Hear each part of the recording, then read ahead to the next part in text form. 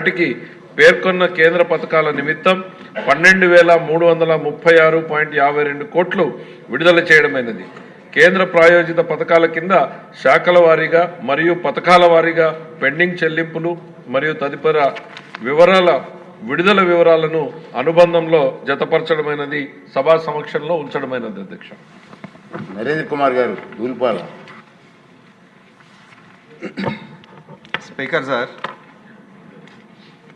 గౌరవ మంత్రి గారి సమాధానంలో అధ్యక్ష దాదాపు 7,200 కోట్లు పెండింగ్లో ఉన్నట్టు చూపెట్టారు జూన్ 12, 2024 నాటికి. అలాగే రాష్ట్ర ప్రభుత్వం రిలీజ్ చేసింది 12,366 కోట్లుగా చూపెట్టాం అధ్యక్ష. నేను మంత్రి గారిని ఒక క్లారిఫికేషన్ అడుగుతా ఉన్నా. మంత్రి గారు ఇచ్చిన సమాధానంలో ఏదైతే జూన్ 12 నాటికి మీరు చూపెట్టిన దానికంటే కొన్ని కాంపనెంట్స్లో ఎక్కువ రిలీజ్ చేశారు అధ్యక్ష.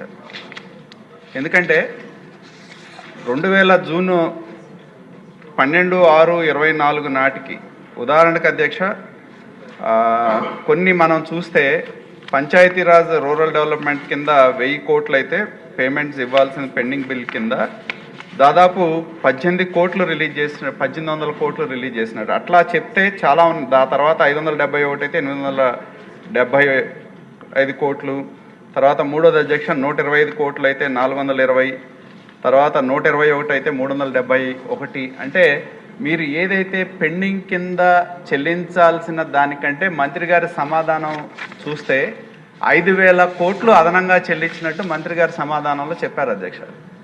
దానికి కారణాలు ఏంటని చెప్పి నేను మంత్రి గారిని అడుగుతున్నాను. ఎందుకంటే దానిలో గతంలో కేంద్ర ప్రభుత్వ నిధులు డైవర్ట్ చేయటం మూలాన వాటితో కలిపి 12,000 కోట్లు మీరు రిలీజ్ చేశారా, మరి ఏంటి అనేది సమాధానం చెప్పాలని మంత్రి గారిని కోరుతా ఉన్నా అధ్యక్ష. అదేవిధంగా ఇప్పటికీ ఇంకా ఏదైతే ఇంకా కొన్ని కాంపోనెంట్స్కి పేమెంట్స్ పెండింగ్ ఉన్నాయి అధ్యక్ష, కొన్నిటికైతే ఇంకా చేయాల్సిన అవసరం ఉంది.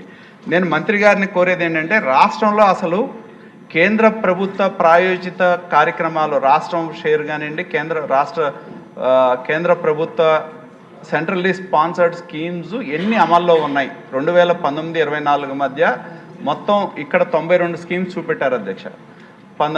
అవే ఉన్నాయా ఇంకేమన్నా ఎక్కువ ఉన్నాయో ఒకటి చెప్పాలి. మొత్తం ఎన్ని సెంట్రల్లీ స్పాన్సర్డ్ స్కీమ్స్ రాష్ట్రంలో అమలు చేశారనేది.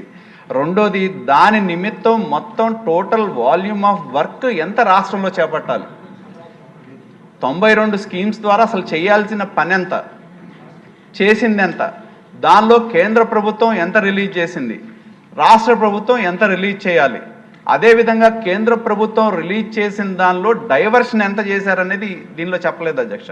ఎందుకంటే ఈ సభలో మనందరికీ తెలుసు, గతంలో మనం 14th ఫైనాన్స్ 15th ఫైనాన్స్ డబ్బులు పడంగానే మాయమైపోయాయి, ఎక్కడికో వెళ్ళిపోయాయి. అలాగే చివరికి రాష్ట్రంలో కోవిడ్ డబ్బులు వస్తే అధ్యక్ష చనిపోయిన వాళ్ళకి 50,000 రూపాయలు ఇవ్వాలని కేంద్ర ప్రభుత్వం డబ్బులు ఇస్తే ఆ 1,100 కోవిడ్ డబ్బులు అధ్యక్ష, ఇంతకంటే దారుణం ఏముంటుంది అధ్యక్ష, 1,100 కోట్ల రూపాయలు డైవర్ట్ చేసి ఎవరైతే కోవిడ్లో 100 కుటుంబాలు చనిపోయినాయి అధ్యక్ష, వాళ్ళు కేంద్ర ప్రభుత్వం ఇచ్చిన 50,000 నష్టపరిహారం కూడా పొందని పరిస్థితిలో గత ప్రభుత్వం ఉంది అధ్యక్ష. కాబట్టి నేను మంత్రి గారిని కోరేది ఏంటంటే మొత్తం స్కీమ్స్ 19-24 మధ్య ఎన్ని స్కీమ్స్ తీసుకున్నారు, దాని విలువ మొత్తం ఎంత, దానిలో కేంద్రం వాటా ఎంత, రాష్ట్రం వాటా ఎంత, దానిలో డైవర్ట్ చేసిన మొత్తం ఎంతో చెప్పాల్సిన అవసరం ఉంది అధ్యక్ష.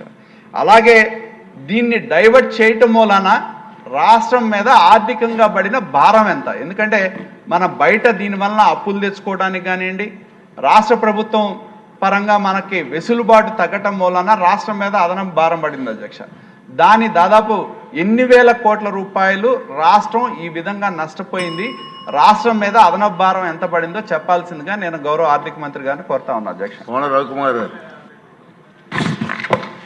సార్, టైం దృష్టిలో పెట్టుకోండి సార్ ప్లీజ్. అధ్యక్ష నేను ఒకటే అడుగుతా, ఎందుకంటే మా గౌరవ